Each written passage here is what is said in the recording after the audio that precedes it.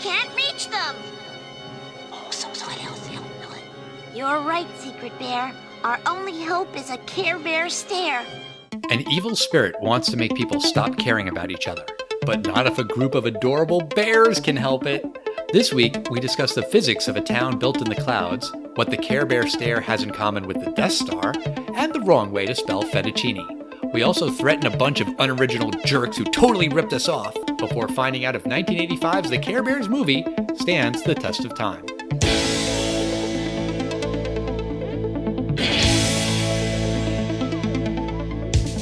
Test of time, James and Alan have to say, do the movies you love still hold up today?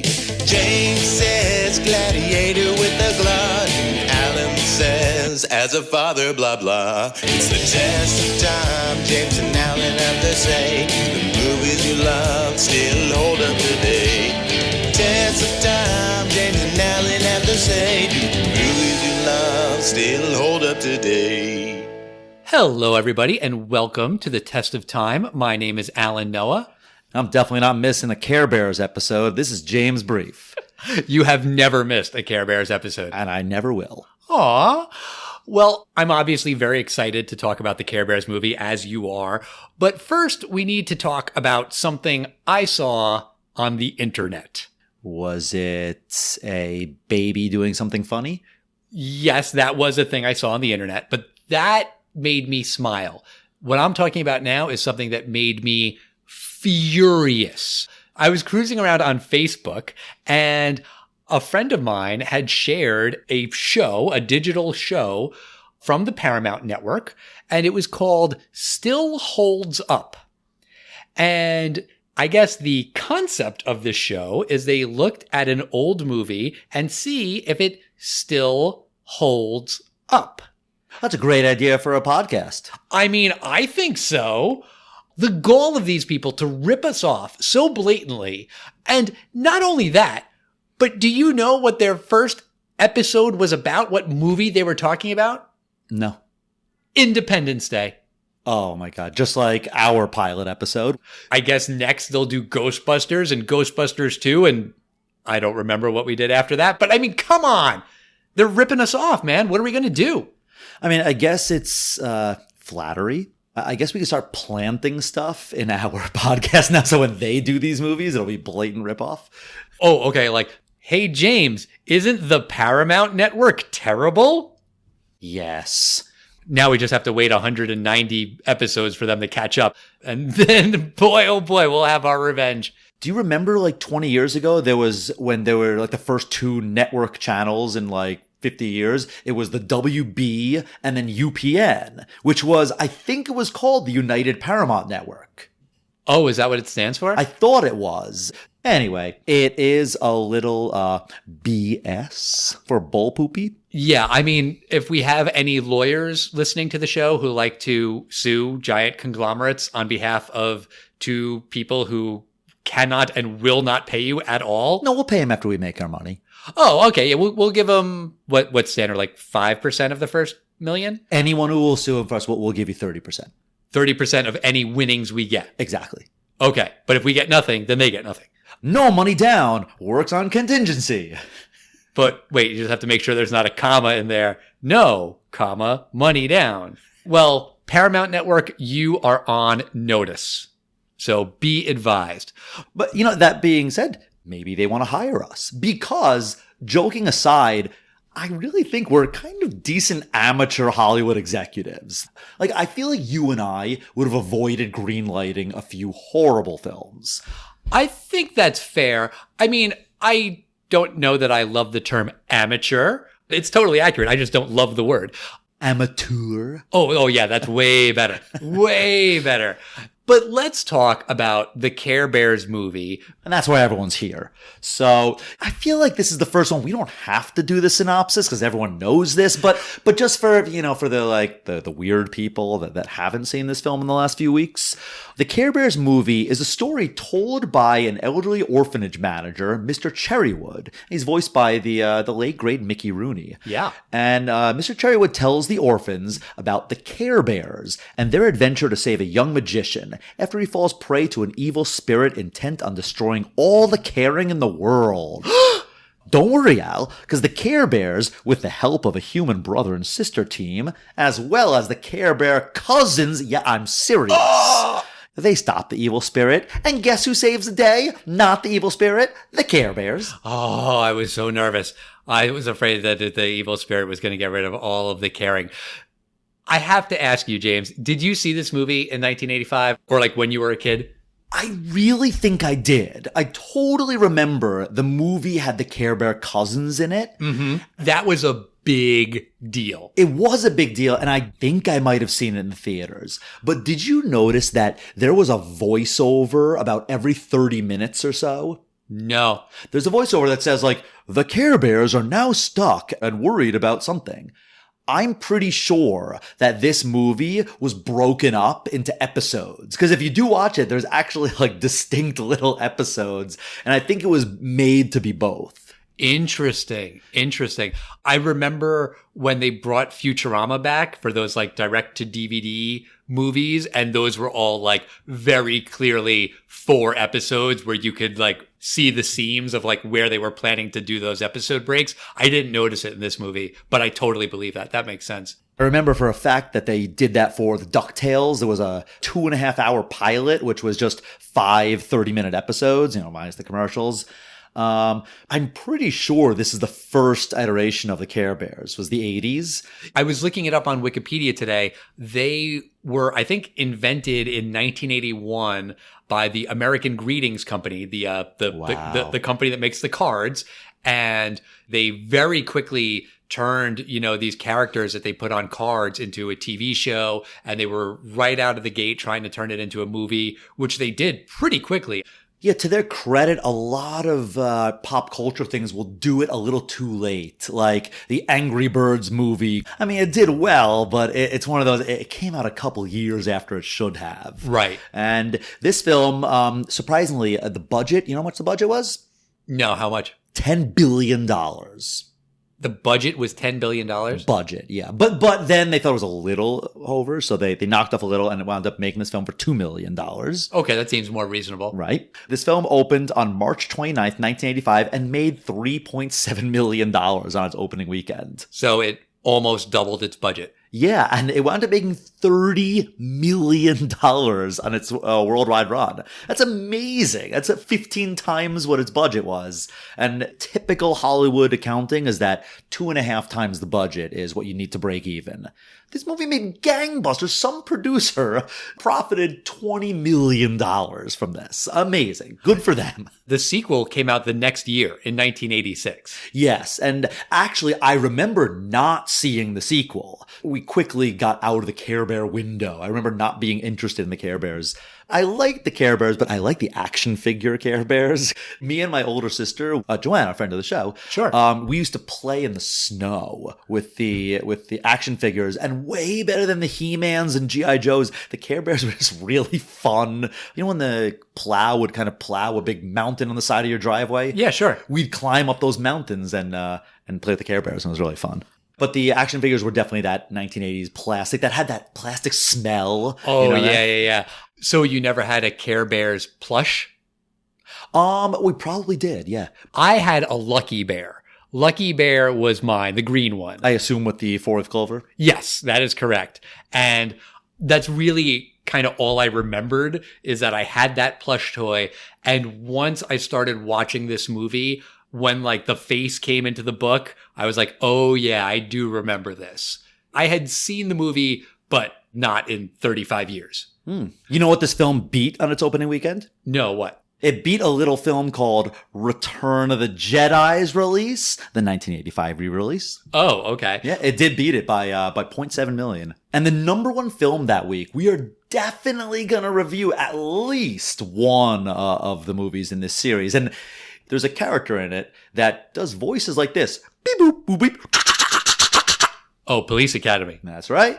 Michael Winslow, I think is his name. And he's in Spaceballs. That's right, yeah. So this movie starts with Mr. and Mrs. Cherrywood, and they're at an orphanage. Correct me if I'm wrong. They don't say that they're at an orphanage. I don't think. No, and I work right now in the foster care system, one of my jobs, and there really aren't orphanages anymore. Like these things that we think of, like in Annie. Now we have the foster care system where it's not a government building that houses these people, but the government will pay individual people to have it. So even at this time, in the 80s, I don't think it existed. But do you know what TV show in the 80s was very orphanage-centric that I'm thinking of? No. Punky Brewster. Right. You know, every now and again, you'll see like that meme on Facebook where it's like, when I was a kid, I thought quicksand was going to be a real problem because like you watched a million movies where people were always trapped in quicksand. Right. Like, maybe weird analogy, but like, yeah, when I was a kid, I thought that there was like an orphanage on every other block and like millions of kids lived in orphanages just because you saw it in so many movies and TV shows. But this particular orphanage, I was just a little bit thrown off when this movie started because they don't say it's an orphanage. At first, there's like a couple of kids there. And then there's like, wait, there's one bedroom with like tons and tons of kids that are all sleeping on one bed. And then they call the grown-ups Mr. and Mrs. Cherrywood, not mom and dad. Even just like one shot of like the outside of the building that said the Cherrywood Orphanage might have helped, but whatever. All the kids quickly are asking Mr. Cherrywood for a story, and it's that whole thing of, no, it's too late. Please, please, please. Okay, fine. And he goes into this story, and we hear another famous voice singing the movie's theme song, Carole King. I know. I mean, I didn't recognize the voice when I first heard it, but I was watching the credits, and it's like all songs by Carole King. There's a musical on Broadway about her life and her music. And the other famous, we mentioned it in the synopsis, but Mickey Rooney, I believe he was the biggest box office draw in America from 1939 to 1940. That's from The Simpsons. Spans 2 decades. Right. I'm a little surprised that you didn't recognize Carole King's voice right away. I mean, she has a very distinctive voice. I listened to a lot of Carole King as a kid. My mom loved Carole King. But yeah, I mean, she is like a serious songwriter. I mean, she's got like chops, you know? And like for her to do this movie, I was a little bit like, wait, why? I mean, they had a $2 million budget. They didn't like back a truckload of cash up to her house, but maybe she just really likes caring. Or maybe they said, we'll pay you $100,000. We need a song called Care a Lot. And I think, you know, for someone like Carole King, she could do it pretty easily. That's fair. That is a fair point. I didn't recognize Carole King at first, but I was kind of like, this song is not terrible. I wasn't thinking this is a good song, but there was a song or two during this film that even the tune was in my head for a moment. So when I heard it was a musical and I remembered it was a musical, I was, oh my God. Because I've said many times I do not like musicals, but these were tolerable. Well, we'll get into some of the other songs a little bit later. They weren't all tolerable. They weren't all jazz. Right. But we are introduced to this brother and sister, Jason and Kim, and they don't like anything. They hate everyone since their parents left. And that's what they say. They say in the movie that their parents left, and they don't explain anything else about that. And like I said earlier, I was reading up on Wikipedia today about this movie, and it's like stated as fact, maybe on IMDb also, that their parents died in a car crash. That is not said at all. At least in the version I watched, they said their parents left. I was like, that's weird. I would think that as a kid, that would leave me with more questions. Where did they go? They just abandoned them? That's worse than they died. Parents gonna leave you? I mean, it's a weird concept. So Jason and Kim, they're walking around kind of grumpy, and they wind up encountering some Care Bears. Friend Bear and Secret Bear. Now, for the people that don't know the Care Bears, they are these pudgy little, furry little bears, not your terrifying grizzly bears. They're adorable furry bears in every color of the rainbow. Literally, we'll see them form a rainbow later. And they all have a little symbol on their belly. Like Tenderheart has a heart. And then you were saying Lucky Bear has the 4-leaf clover, and there's Sleepy Bear that has, I think, a moon on his belly. And their premise is that they bring caring to the world. Yes. And they also have another power, which we'll talk about later, which isn't as obvious from their caring powers, but The Care Bears encounter Jason and Kim, and this is when they find out that Jason and Kim are very non-caring, and these Care Bears are very sad about that. Right. The Care Bears bring Kim and Jason to their home, Care-a-Lot, which is this place in the clouds. And very, very quickly, they sing a song and Kim and Jason are like, oh, wait, we love everyone again and the world is great. And they're singing a song and they're sliding on rainbows and bouncing on the clouds. And very quickly, the Care Bears cure what ails them. But there's this other kid, Nicholas, and it doesn't go so well with Nicholas. So one of the Care Bears, Tenderheart, goes to meet Nicholas, who's also a sad, lonely kid. Nicholas happens to work in the circus. He is a magician's assistant. The magician is Mr. Fettuccine. And I paused it because I was like, wait a second. They spelled fettuccine wrong. They did. I saw the same thing. Yeah. And like it's with one T and two C's, which is not the way that the pasta is spelled. And maybe they did that on purpose. Maybe not. I don't know why they would. Well, two C's does go to ch. Right. But it should have two T's. I do love Mr. Fettuccine's one line when he's talking about Nicholas. He's like, everything with you, Nicholas, it's boom this and crash that. Because he's klutzy, I guess. Like it's supposed to be like a mean insult, but it just sounds really stupid. He's cute, Mr. Fettuccine, though. But something here now comes totally out of left field. Now, all of a sudden, Nicholas, this young boy, who's 14 or something, he's like a young teenager. It's like his first job. Maybe a tween, but yeah. Right. And there's all of a sudden an evil book of some sort that he has, because you get the idea this is a magic show, but this is a circus magic show. This is like, there's going to be like a trap door in your hat that you can pull the rabbit out of. Right. Whereas this book is like actually evil. And There's a face in the book, which I feel like was probably scary as a kid, or maybe my sister was scared. I don't know. But like, it's creepy. Very creepy. I just assumed it's a ripoff of the Magic Mirror from Snow White. Oh. Yeah, it does kind of look like that, like the green face. Yeah, I mean, it's this bald woman's head. It's just a weird look. But yeah, so Tenderheart doesn't get the chance to like save Nicholas because this evil spirit gets to him first. And the spirit puts Tenderheart in a cage and then tells Nicholas that he has to go and do Mr. Fettuccine's magic act. And the spirit puts Mr. Fettuccine asleep with some magic spell.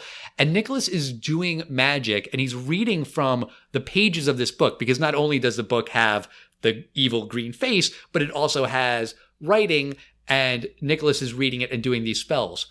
But the writing in this book, it looks like wingdings, like that weird font in Microsoft. Yeah. I feel like that's an animation trick so that you can make this universal, so that you can just dub it in like Chinese and like Latin-based languages. I think that's what it's for. Yes, you're right. That is why they do that.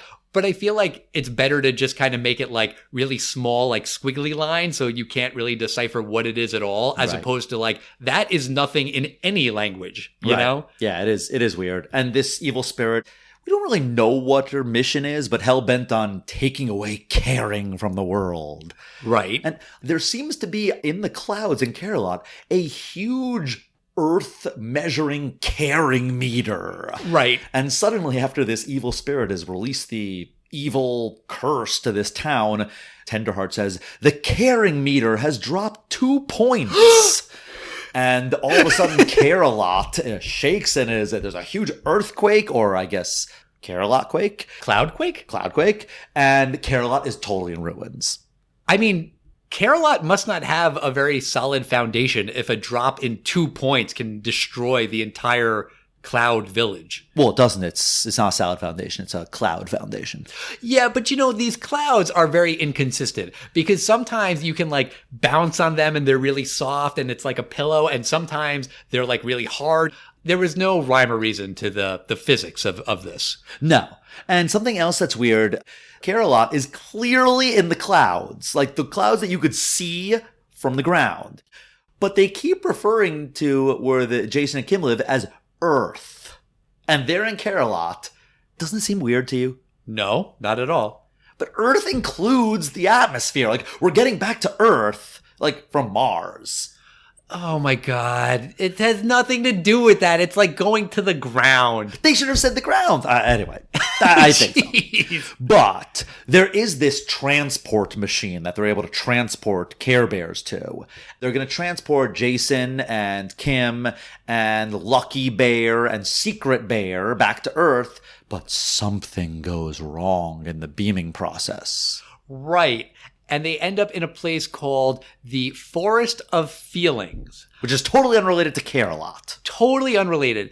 And the first animal they encounter is a talking monkey. And Jason, when he sees this character, is like, oh, that monkey can talk.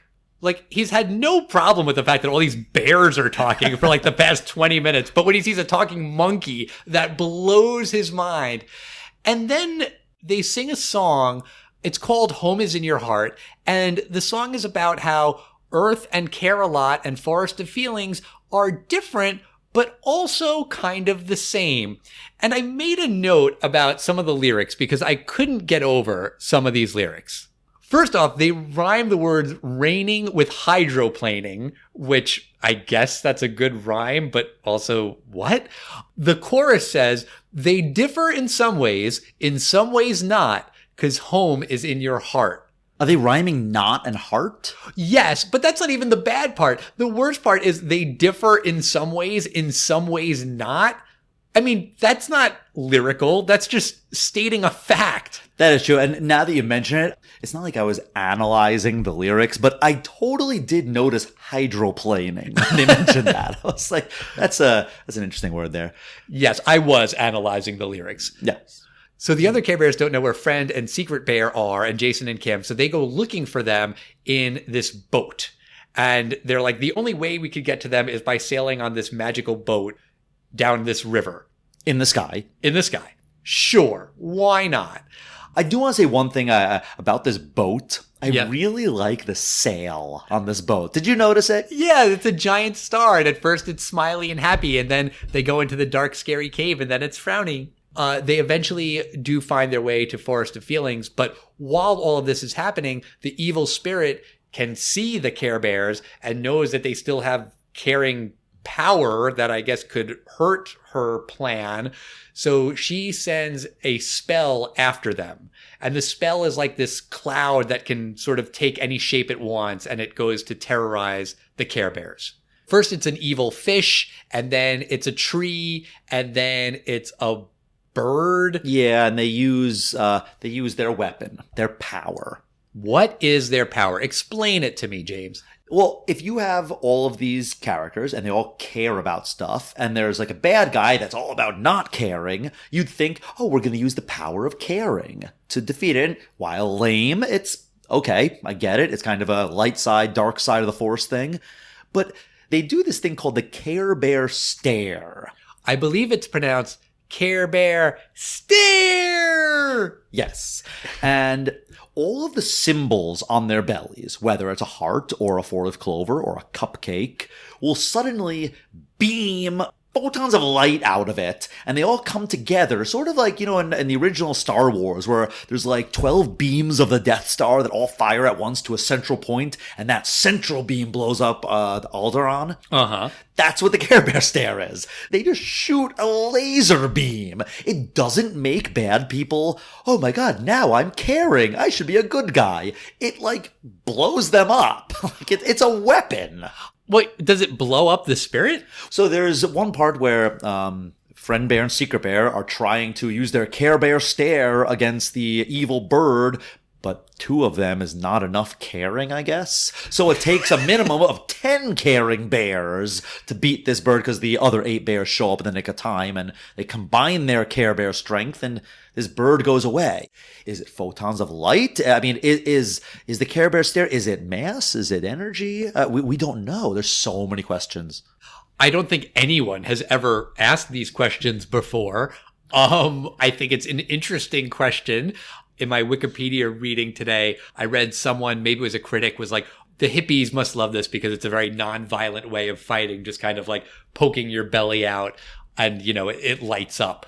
You're right. It's definitely bizarre, but if you're making a family-friendly movie and you don't want there to be violence, this is a way to have quote unquote conflict without any like punching or guns or weapons or anything. It's just a very weird power. Back on Earth, you got this guy Nicholas, and he's getting more and more... Wait. What do you mean back on Earth? Well, they're in the Forest of Feeling. I'm not convinced that the Forest of Feeling is on Earth. Well, you get there by taking a river cruise from the clouds, so... But, yeah, I guess. Again, the physics of this are very, very weird. Did they land? Is Forest of Feelings, like, in the middle of the Pacific Ocean on an island somewhere that we don't know about? I don't know. But Nicholas, he's getting more and more susceptible to the evil spirit of the book, and he starts casting spells that make everyone around him, they start fighting each other. I really like, there was this thing in the park, you know, the Tunnel of Love? Sure. Did you notice what it was called? The Tunnel of Hate. Yeah. I mean, have you ever been in a tunnel of love? No, I feel like the Tunnel of Love is one of those things for like teenagers to make out in. Yeah, I mean, I feel like I've been to like older amusement parks and carnivals, and I've never in my life seen an actual tunnel of love. I've seen it in a million movies and TV shows, but never a real life tunnel of love. Right. And it never works out in TV shows either when you go to the Tunnel of Love. That is true. I did just want to touch on one thing you just said, where you said the whole town doesn't have caring anymore.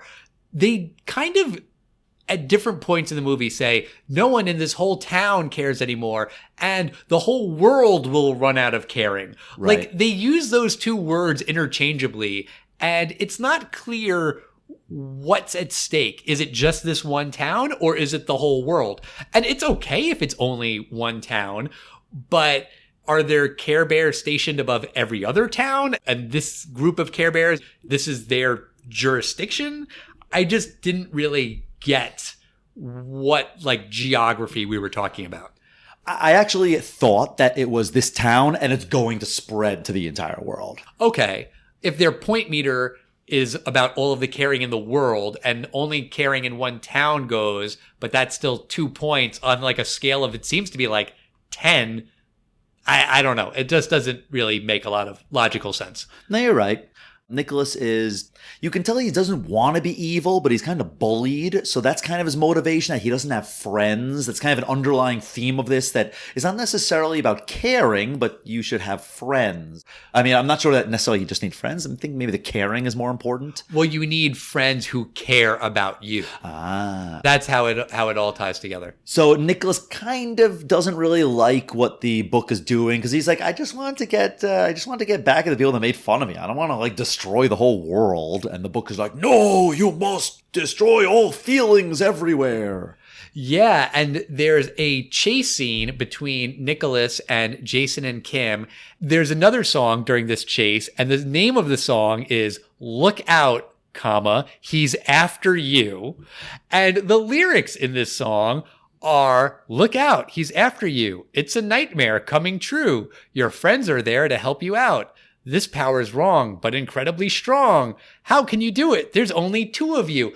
These are the most literal lyrics I have ever heard. I feel like it was a joke in Family Guy about Randy Newman, that like all of his song lyrics are like exactly what you're seeing in the movie, which I don't really think is true. There's a little bit of poetic license in what those lyrics are. This is literally describing exactly what you are seeing. This is not a great Carole King song. No, not necessarily the best one. But the Care Bears arrive. They tell Nicholas that they care about him, and they want to prove how much they care. How do they do it? By telling him he's a good boy. Do they tell him he should have confidence no matter what he does? Do they tell him, like, you can be like Mr. Fettuccine if you work hard and care enough? No, they just do the Care Bear stare again. And shoot beams out of their belly. But it's not working, because this spirit is powerful. But we mentioned earlier about the talking monkey. There are all of these other animals that appear from the Forest of Feeling. There's the lion, Penguin. a penguin. Yeah, there's a cat and a dog and a pig, I think. There's a ton of them. And they haven't used this word yet in the movie, but these are the Care Bears' cousins. And they are not all bears like the Care Bears. They're different animals. And they have like the big round bellies where there could be a picture, but there's not. They're blank. And when all of the Care Bears are doing their Care Bear stare, the Care Bear cousins try to help, and they do a call, which is basically just them all doing their animal noise. So the lion roars and the monkey goes ooh, ah, ah, and, all of that. So that's more powerful, and the spirit is like, oh no, but it's still not enough. And it's only enough to break the spirit when Kim and Jason talk to Nicholas and kind of like you were saying before and say, hey, we want to be your friend. We care about you. It's like the actual power of caring that turns the tide, and they're able to lock the spirit back up in her book. Yeah, it winds up just being a physical thing that if they close the book, and it's more like they have to push harder the book shut than she can push it open, and they wind up closing it. Yeah, it's very anticlimactic when that happens. But the ending kind of wraps everything up very quickly. Mr. Fettuccine, he was in a kind of a trance the whole time, but now he's taken out of the trance, and what does he decide? He decides to make Nicholas his equal partner. No. Then he corrects himself and says, no, Nicholas, you get top billing. This is predicated on literally nothing. I mean, it makes no sense for him to have this turn of heart. It's very, very bizarre. We find out that Kim and Jason are adopted, which did kind of pop up earlier in the movie where they're like, oh, we're watching The Orphanage and they have parents who want to adopt you guys. But then they couldn't get back there right away because, the machine wasn't working. Then the Care Bear cousins are officially welcomed into the Care Bears family. They get their own symbols on their bellies, so, they can have the belly power too, which definitely makes them more marketable as toys. Mm-hmm. You don't want to get a Lionheart bear if it doesn't have a thing on its belly. No, but did you notice how kind of lazy they were with some of these symbols? There were like 2 new symbols that had hearts on them that were like, this is a heart with a ribbon around it, and this is a heart with a gold frame around it. Well, there's Braveheart Lion and Brightheart Raccoon and Cozy Heart Penguin. So they all have the word heart in their name. So I guess that explains why they all have hearts on their bellies. I guess so. Now we have to have a bookend. They do get back to Mr. and Mrs. Cherrywood because they've told the story. The kids are now all asleep. I was not expecting this. I will say that I was surprised that there was a twist in the Care Bear movie. Yes, it is something of a twist. I was also kind of surprised when Mrs. Cherrywood says, come on, let's get to bed, Nicholas. So it turns out that Nicholas, the boy he was mean and he didn't like anyone, he's learned not only to be caring, but you run an orphanage, that's pretty much the ultimate caring thing. Yes, exactly. And the story is true. And then you see one of the Care Bears like looking in through the window, like, oh, there's our friend Nicholas. And that's it. That's the end of the movie. But before we say if it stands a test of time or not, let's check in with my daughter, codename Hermione, and see what she thought about the movie. You watched the Care Bears movie with me the other night. What do you think about the movie? Did you like it? Yes. Who's your favorite Care Bear? Secret Bear. Ah, yeah, that's a good one. Why is Secret Bear your favorite? Because he's secret. Let me ask you a question about the Care Bear stare, okay? Maybe this is something a young girl might understand better than grown-ups like your dad and I. What is the Care Bear stare? Is this a big weapon? Yes, it's their belly power. Is that like shooting a laser beam out of their bellies? Kind of.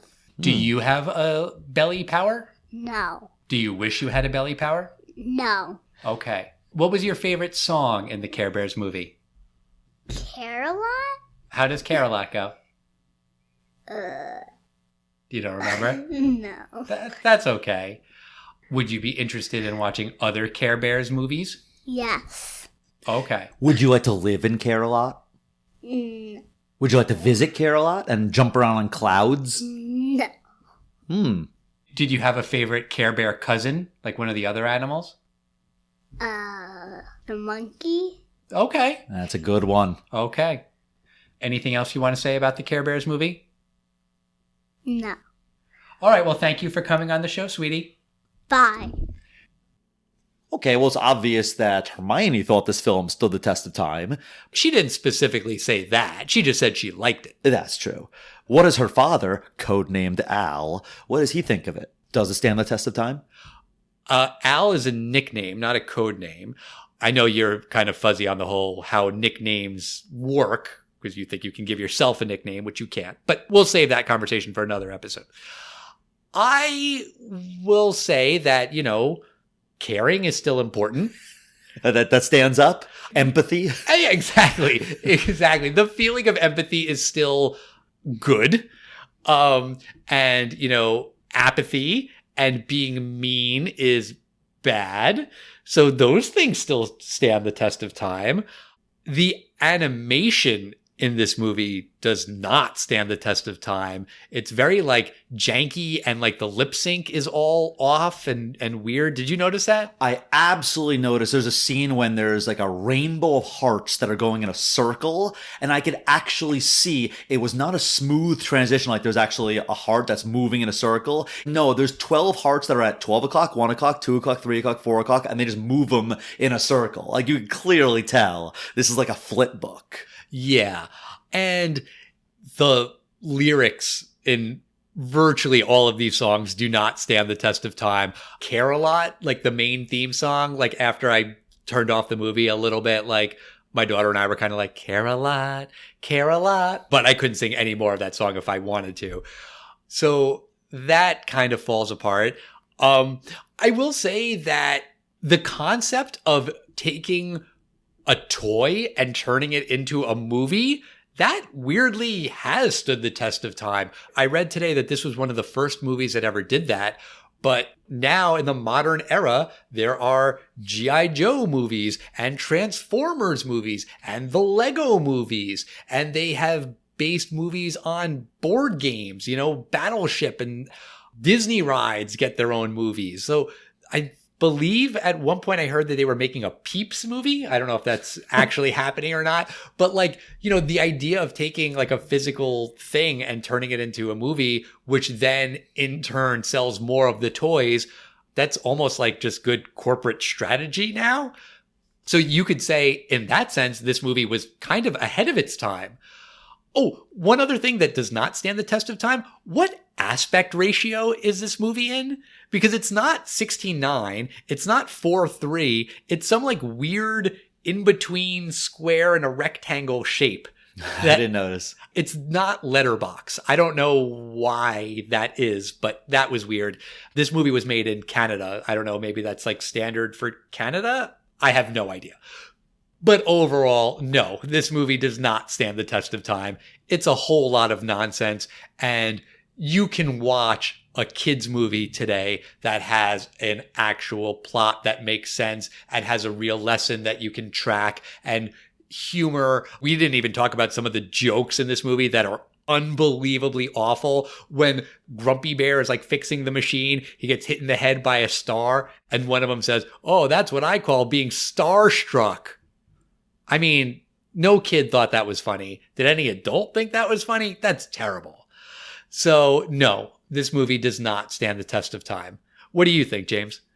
I remember exactly one episode, which I guess I didn't know if it was the movie or an episode of the Care Bears. I still remember the song from that episode. Do tell. It's basically a very similar plot to this. There's a boy who's made fun of on the Little League team. And then there's an evil guy, sort of like a Mr. Freeze guy, and he convinces the boy to help him build a freeze ray that freezes everyone in the town. And he sings, "I'm gonna put the freeze on feelings, thanks to you." The boy realizes, I was so wrong to help him. And he goes to the Care Bears, and all the kids are frozen. All the bullies are frozen. The dogs are frozen in town. And how do the Care Bears save the day and melt everything? Care Bear stare? That's correct. This is what the Care Bear episodes were about, I guess. And you're right, the Care a Lot song is the only decent song on here. I think I remembered there being more than one good song because they play this song again during the credits. Oh. And like any other film, I watched the credits. Harry Dean Stanton was a voice. Yes, yeah, he's Braveheart Lion, I think. Yeah. A couple other things that I think hold up. One, the Care Bears hold up. They're still around. They're still making new ones. Yeah, but they're not that popular. It's not like Teenage Mutant Ninja Turtles, which kind of go away and then kind of come back in some new iteration. The Care Bears aren't big IP now. They're not big, but I'll bet the people that make the little computer animated Care Bear webisodes are rolling in dough. You think rolling in dough from making Care Bears webisodes? Yeah, I bet you it's even cheaper. I do not think this film would cost $2 million to make today. No, of course it would be cheaper to make, but also you wouldn't get that much money. I mean, how much money do you think they're making on Care Bears webisodes that they're rolling in dough? I'll bet you they are, because they wouldn't be making them if they weren't. No, they're making them because they care, James. That's true. I really do think that this villain was creepy. This film was a little better than I thought it would be, because when Al mentioned that we're watching a Care Bears film, he did say and imply this was revenge for some of the films I've made him watch, specifically Cool as Ice. It wasn't horrible. I'm not surprised your daughter liked it, and I'm a little bit torn, because what is the question? Does it stand up? Do I, as an adult, want to watch this film? Or does this Care Bear film stand up? And, with the twist ending being cleverer than I thought it would be, I would be surprised if every kid even understood what it was. Because they didn't go, Nicholas, the magician from the film. Right. I think it might have been a little wink for the parents before they left the theater. This film actually could have been good. It's just not good enough. The Care Bear, they don't really help anyone. They just say, like people, and then they do. I feel like with a little bit more clever writing, it could have been good, because they certainly have the talent to do it. I thought some of the animation was kind of weird, but I thought that sail was absolutely adorable. And it was the kind of thing, that's probably the only thing in this whole film I could draw, was that star. Because it was just your, dots for eyes, dot for nose, and a semicircle for the mouth, smiling. So this film was cuter than I thought it would be, but there are many, many, many other better films for a 5 or 6 year old to watch. So no, for me, this doesn't stand up, but you failed, Al, in making me as angry as I seem to have made you for making me watch this film. See, that's kind of just the hard, tricky thing, though, because you can watch any garbage movie and be like, I liked it, which is good. I appreciate that you have that enthusiasm. But speaking of other better kids movies, join us next week when we will be watching Mulan, the 1998 animated version, in honor of the 2020 live action movie. But in the meantime, you know where we are. We are at Test of Time Pod on Facebook, Twitter, and Instagram. We love you. We love it when you write to us. We love hearing from you. So please do that. Would you say we care about you? We do. We care a lot. Whoa. Yeah. All right. We'll see you next time, everybody. See you later.